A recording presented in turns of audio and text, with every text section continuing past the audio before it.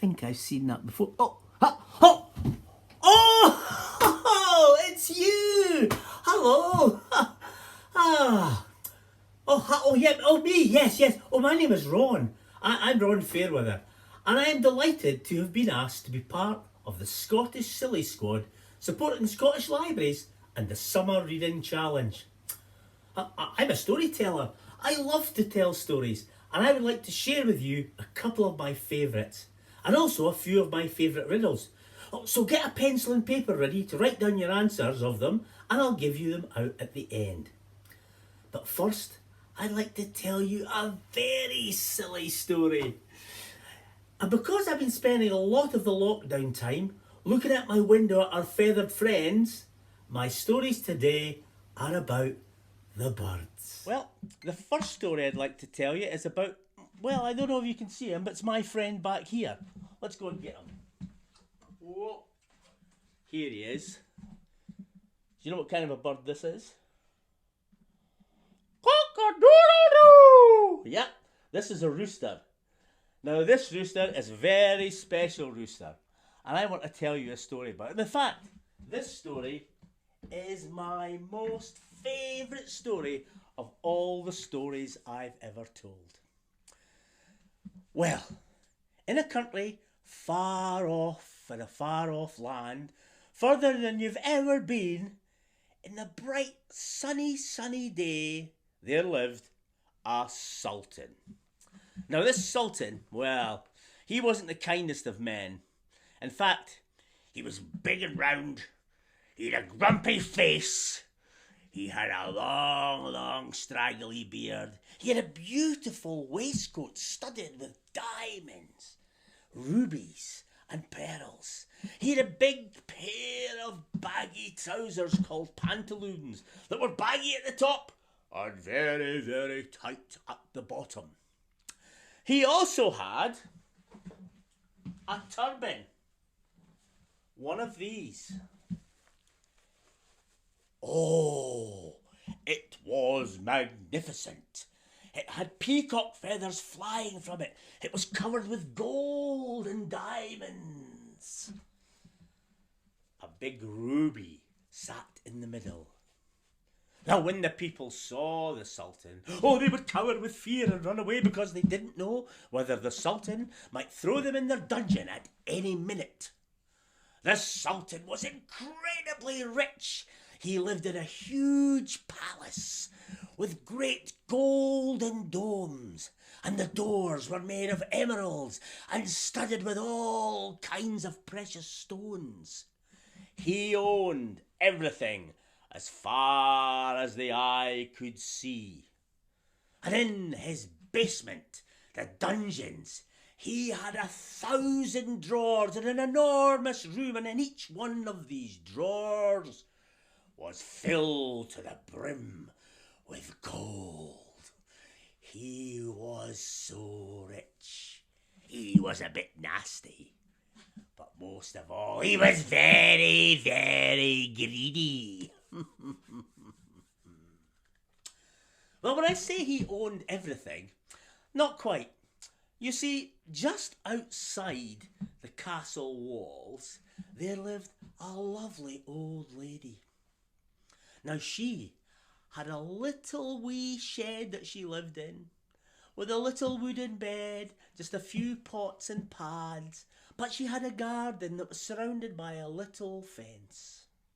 In the garden, she would grow things like onions, turnips, garlic, radishes, celery, cabbage and Brussels sprouts.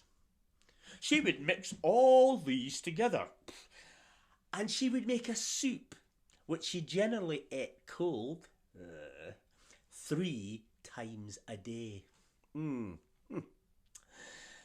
She was very poor, you see. She had nothing. Well, when I say nothing, she did have one thing. Our friend, the cockerel here. The cockerel. He loved the old lady. And he would follow her around the garden as she dug in the soil for her plants. But he would also dig in the soil with his big feet. And in the soil, he would find things like little precious stones, coloured glass, bits of silver and bits of gold. And he would take it in his beak and walk to the old woman's shed, bloop, bloop, bloop, and drop them on the steps. The old woman, she would take them and gather them up, and she would make them into beautiful necklaces, or bracelets, or even a fine ring. She would take these to the market, and at the market she would swap them for things like potatoes, bread, butter, cheese, or sausages, sometimes chocolate, and if she was lucky, she would have a nice new dress. Well, one day, in the garden, the old lady was so hot, the sun was beating down on her face. It's so hot, she thought. She would have to go for a wee sleep. And off she went, across the garden, her poor old sore back. Oh, she was bent double as she made it back to her wee shed, and she lay down on her wooden bed and fell fast asleep. However, our friend the cockerel, well, he wasn't finished. He decided he would keep digging in the soil. So dig, dig, dig, dig, dig, dig, dig, dig, dig, dig. When suddenly he went, "Arr!" and he bent his head down. And when he lifted up his beak, in his beak he had a golden coin. This coin, it was worth a fortune. It was solid gold. It was from the time of Alexander the Great. Oh, the old lady wouldn't have to eat that soup 3 times a day now. She would be able to live like a queen. Oh, the cockerel was so happy as he made his way back towards where the old lady was sleeping. But round the corner came the Sultan. And he watched as the cockerel walked by him on his way back to where the old lady was sleeping. And he said, "I'll have that, thank you very much." And he grabbed the golden coin and he took it in his pocket and he made his way back to his palace.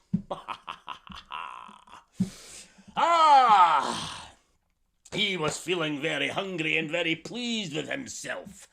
So he went to his great kitchens, and there they were making his dinner. An enormous dinner. A huge table was laid with all the great foods. There was sausages. There was chicken. There was pizza. There was pasta. There was soup. There was ice cream. There was potatoes. There was mince. There was cabbage. There was onions. There was yogurt. And so he took a great spoonful, and on his plate he put yogurt and beans and ice cream and steak pie and chips and curry and hundreds and thousands on the top, and then a couple of raw eggs. And then he began to shovel it into his great big mouth.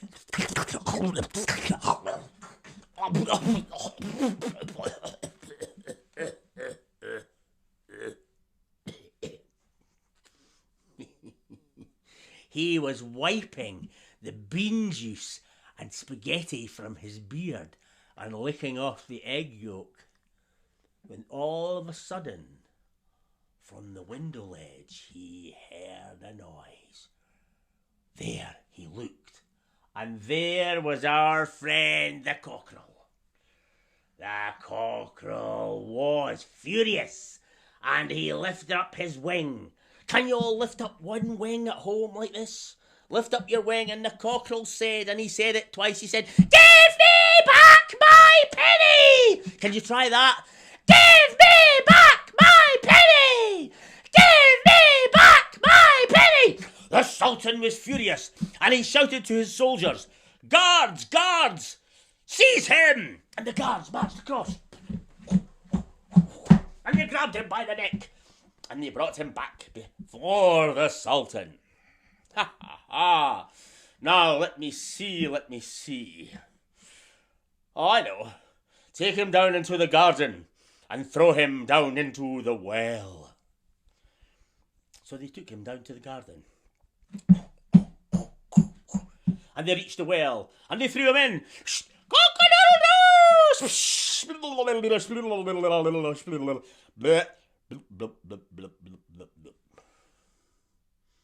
What do you think happened? No, he didn't drown. And no, he couldn't swim. But what he did do was he opened his beak and he began to suck in all the water from the well. And he beat his wings and he flew up and away and out to safety. Hooray! Meanwhile, back at the palace, the Sultan was finished his meal and he was sitting in his great throne, his great huge golden armchair, in front of a roaring fire. The logs were piled up and the smoke and the flames were thundering up the chimney, but just at that moment, on the windowsill appeared our friend, the cockerel. He wasn't pleased. Once more he lifted up his wing. Are you ready? Lift up your wing and say, "Give me back my penny! Give me back my penny! Guards, guards, seize him!" Hi! Once more the guards seized him and they brought him back before the Sultan. And the Sultan said, "Throw him in the fire."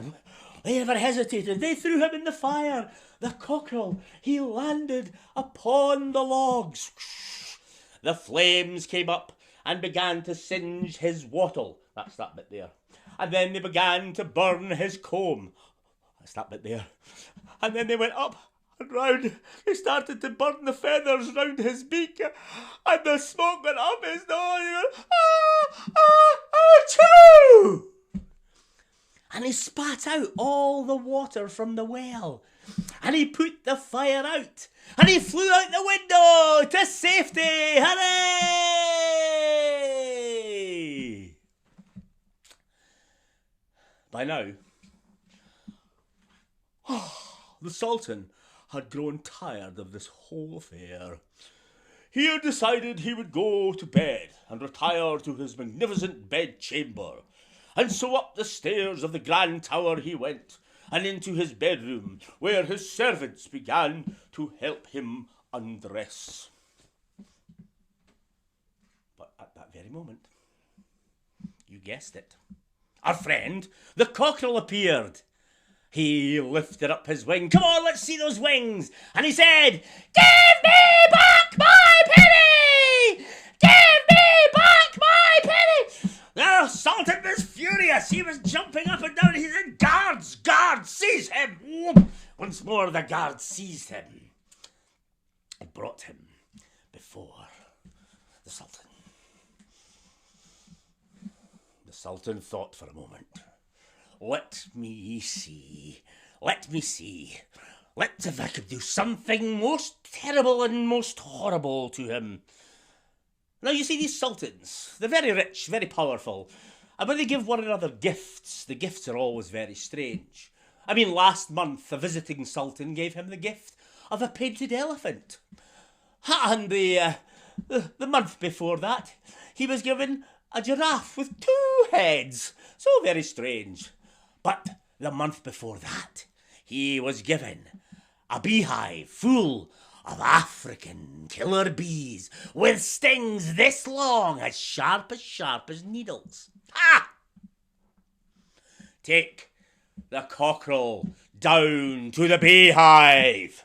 And so they grabbed the cockerel and they marched down into the garden to the royal beehive and opened the lid. and they shoved the cockerel in. Bang!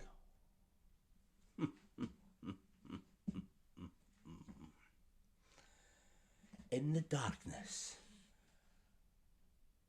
1,000 tiny eyes opened,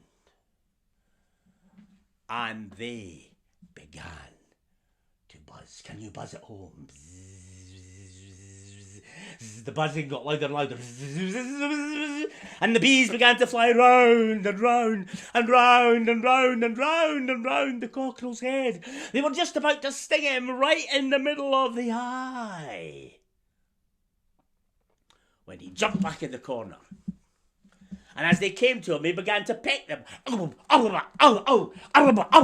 he pecked them all. The quicker they flew at them, the quicker he pecked.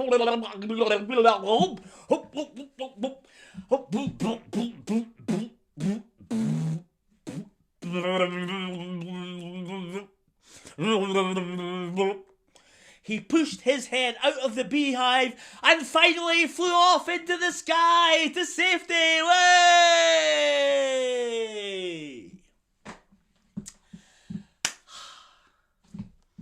Back in the bedchamber, the Sultan was just about to get into his bed. All he had left on was his baggy pantaloons and his turban. When, whoops, up on the window ledge once more appeared our friend, the cockerel. He was furious. Once more he lifted up his wing. In fact, he lifted up both wings. Can you lift up both wings? And he shouted, "Give me back my penny! Give me back my penny!" "Ah!" said the Sultan. He said, "Guards, guards, see!" There were no guards. He had given them the night off. He was about to go to his bed after all. He would have to deal with this himself. He looked around the room and then had an idea. He pretended to look one way and shuffled back that way and grabbed it by the neck. "Got you now. How can I get rid of it?" he thought. Well, how can he get rid of it? Oh, eat it, you think? Yes, eat it. So he tried to eat it. The feathers. The feathers were terrible. He said, throw it out the window. That's a good idea. So he threw it out the window, but it just flew back in again. I can't. He looked all around and no, he didn't have a gun in his bedroom. And no, he doesn't keep swords in his bedroom. It's his bedroom after all. No. I know what I'll do. I'll stick it down my trousers. Down my back of my trousers.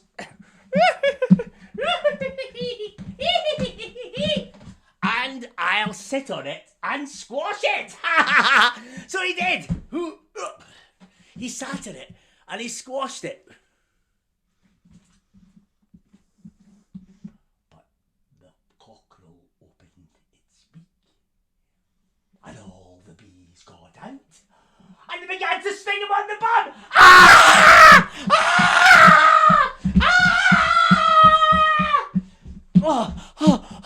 He pulled the cockerel from his trousers and he said, Here, take the golden coin. I never want to see you again. The cockerel flew out the window and away and away and away and down and down and down until finally he came to the shed where the old woman was sleeping. He woke her up gently and gave her the golden coin.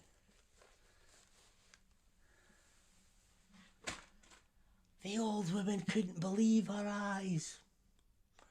It was real gold. The old woman and the cockerel, the next day they went down to the town and there they saw the money changer. The old woman gave the golden coin to the money changer and he said, I've never seen anything like it in my life. It is so valuable. I'm going to give you £100 million! Oh! That's more than a triple rollover at the lottery. Not that money is everything, mind, because you know what? It's not. But in this case, it did allow the old lady and the cockerel to live happily ever after. Ah, that's my favourite story. I just love it. But this is something else that I love. So, I hope you have a pen and paper handy. If you do, try and get your hands on one now. I'll give you 10 seconds. 10, 9, 8, 7, 6, 5, 4, 3, 2, 1. Half a 1. 3/4 of 1. 0. Okay, if you have your pen and paper ready, I'm going to ask you to do some fiendish riddles. 1 till 10. 10 riddles there will be. And then I'll tell you another story. And at the end, I will give you the answers. The first riddle. Mike is a butcher. He is 5 feet 10 inches tall. But what does he weigh? Mike is a butcher. He's 5 feet 10 inches tall. But what does he weigh? That's number 1. Number 2. I have no eyes, no legs or ears, and I help move the earth. What am I? No eyes, no legs, no ears, but I help move the earth. What am I? Number 2. Number 3. When is it bad luck to meet a white cat? When is it bad luck to meet a white cat? That's number 3. Now, for all of you who are very good at maths, this is a maths question. If a peacock and a half lay an egg and a half in a day and a half, how many eggs can a peacock lay in 3 days? 3 days. If a peacock and a half can lay an egg and a half in a day and a half, how many eggs can a peacock lay in 3 days? Number 5. What belongs to you, but others use it more than you do? What belongs to you, but others use it more than you do? Number 6. What is put on a table, cut, but never eaten? What is put on a table, cut, but never eaten? Number 7. What's bright orange with green on the top and sounds like a parrot? What's bright orange, green on the top and sounds like a parrot? Number 8.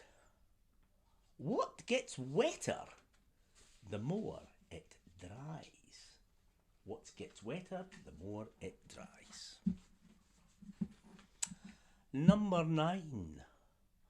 What has hands but can't clap? What has hands but can't clap? And finally, we're coming to number 10. If a red house is made of red bricks, and a yellow house is made of yellow bricks, and a black house is made of black bricks, what is a greenhouse made of? And those are the riddles. Well, we'll come back to them at the very end, where I will give you all the answers, and I'm sure you've got some of them. Think about it. I hope you've written them down, or you could re-watch this later on if you haven't got all the answers, but I'll ask you all the answers at the end. In the meantime, I think it's time for another story. Long, long ago, in a time before my time or your time, in a time before time itself, all the animals and birds lived on the earth in perfect harmony. They were all friends, and every day was the most beautiful day you could imagine. The sun shone, the grass grew, the trees were full of fruits and seeds, and there was plenty for everyone. There were no humans in those days, but the animals, well, they were happy and content, for they were safe and they were free. They look up in the sky and every day they would see the sun. Ah, what a lovely life they had. Until one day, something very strange began to happen. You see, they looked up in the sky and they saw these white things coming towards them. White, very delicate and beautiful at first. But as these white things gathered together in the sky, they clashed together and they became dark and heavy. And first, they made a noise, and the noise was thunder. And they shone and they shook and they sparked, and the sparks were lightning. And then rain began to fall, and the rain turned cold, and it turned into what they now know was snow, and the snow began to fall. It fell and it fell, well, soon it covered their feet. And very soon it was up to their knees. And soon it was up to their chests and above their heads, and even the tallest animal of all, the giraffe, was covered with snow, and the animals were freezing. They put out a message to all the animals that they would meet at the great baobab tree, and there they would decide on what they could possibly do. And so they gathered and they met. And as they sat round, everyone asked, "What can we do?" And someone said, "There's nothing we can do unless we can get an idea." No one had any ideas. Until the little frog spoke up and said, "Why don't we go and see the great spirit in the sky? Maybe he will have an idea." "But how can we reach there?" The giraffe said, "I can barely poke my head above the snow." "Then it must be one of the birds who goes." The flamingo said, I'll go, I'll try and go." And the flamingo, he flew, but the flamingo, he couldn't even get above the snow. The eagle said, "I'll go." And the eagle, he flew and he flew.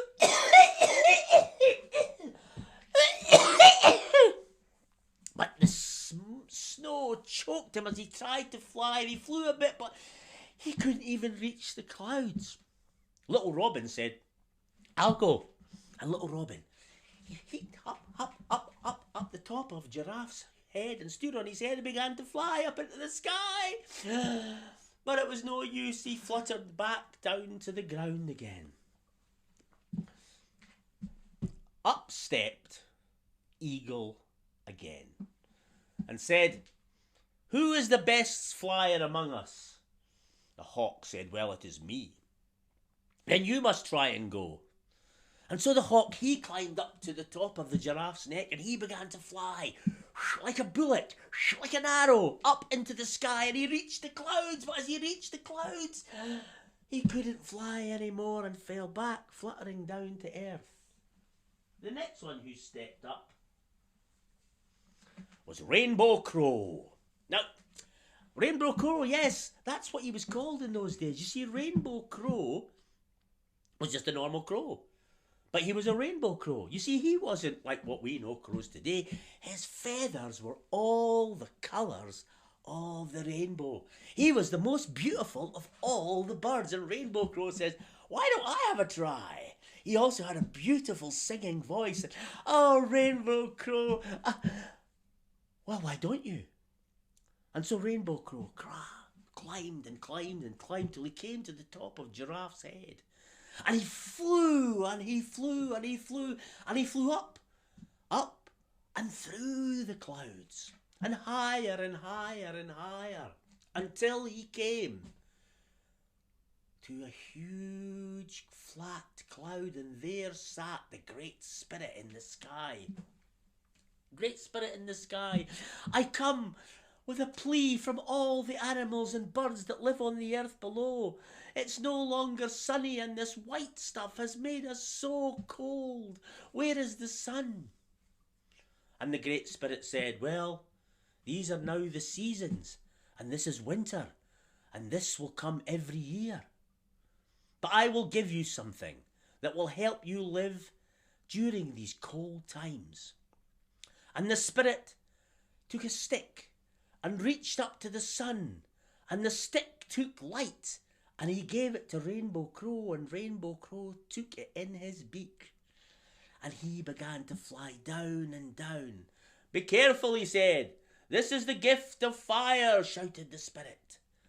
Down and down Rainbow Crow flew, and the smoke and the flames began to singe all his feathers, and soon his feathers were turning black as the soot and the embers from the stick that was burning in his mouth, his beak. He flew down and down, and the smoke and the stick got smaller and smaller, and the smoke went up his nose and into his mouth. But finally, he made it to the ground with just a little bit of stick left, and they took it. You must gather sticks, and they gathered sticks, and with the stick, with the fire from the Great Spirit, they made a fire. And the snow began to melt around them, and everyone was warm. It was the gift of fire. From that day on, all the animals had the gift of fire, and humankind was to thrive on it. But for Rainbow Crow, he was now black, and his voice no longer was it singing. It was So that's why you see crows have such terrible singing voices. And if you can ever find a crow feather and you hold it up to the sky, you will see it has all the colours of the rainbow. And for his great deed, from that day on, the spirit in the sky made the crow the most intelligent of all the birds. Well, I hope you enjoyed that story as much as I did. It's one of my favourites. But now, it's time for the answer to the riddles. Pen and paper ready. For riddle number 1, Mike is a butcher. He is 5 foot 10 inches tall, but what does he weigh? And the answer is meat. If you put sausages or anything like that you'll find in the butcher shop, then you're right. But the answer is meat. Ha ha ha ha. Number 2, I have no eyes, no legs or ears, and I can help move the earth. What am I? If you said worm, you are correct. Give yourself a round of applause. When is it bad luck to meet a white cat? Well, you may wonder that. When is it bad luck to meet a white cat? It's very simple. When you're a mouse. Squeak, squeak. And now, my favourite riddle of all, the maths question. If a peacock and a half lay an egg and a half in a day and a half, how many eggs can a peacock lay in 3 days? If you put 7, you were wrong. If you put 4.5, you were wrong. If you put anything and a half, you were wrong, because the answer is none. 0. Peacocks can't lay eggs. It's peahens. Oh! Sorry, I tricked you there. That's riddles for you, though. Number 5. What belongs to you, but others use it more than you do? Let me think. Somebody said, well, somebody borrowed my football boots. Somebody borrowed mine. I never got it back from them. Somebody borrowed my... No, it's none of those. It's your name. Ah, yes, it's your name, you see. What is put on a table, cut, but never eaten? Butter? No, it's not that. Bread, old stale bread. Well, you might not eat that. Yeah. What would it be? Cut, but you could cut something with scissors. But no, do you know what it is? It's a pack of cards. You cut the cards, don't you, before you shuffle them? Oh, I like this one as well. What is bright orange with green on the top and sounds like a parrot? Let me think, what's that? It can only be one thing, can't it? It's a carrot. Ha ha! Yes, if you put carrot, You're doing really well. Oh, I think this one, you should all get this one, I think. What gets wetter and wetter the more it dries? It's a towel. It's a towel. Okay, number 9. What has hands but can't clap? It's a clock, or it could be a watch.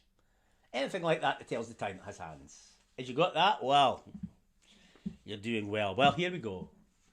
Number 10. If a red house is made of red bricks, and a yellow house is made of yellow bricks, and a black house is made of black bricks, what is a green house made of? Is it green bricks? No, it's not green bricks. Because it's not made of bricks at all.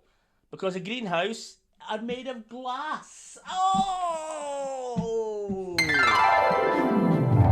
Well, I hope you enjoyed all those stories and the riddles. I'm sure you must have got most of the answers. It's been great fun spending time with you today. But I've still got something very important to tell you. Don't forget to sign up to this year's Silly Squad Summer Reading Challenge. Details of how to do so will follow this. And remember, your library building may be closed, but there's still lots of Silly Squad librarians on hand to support you through this year's challenge. So get in touch with your local library. And remember, you're never too old or too young to keep being silly. So get on with that reading challenge and enjoy the rest of your summer. Thanks again for watching. Bye!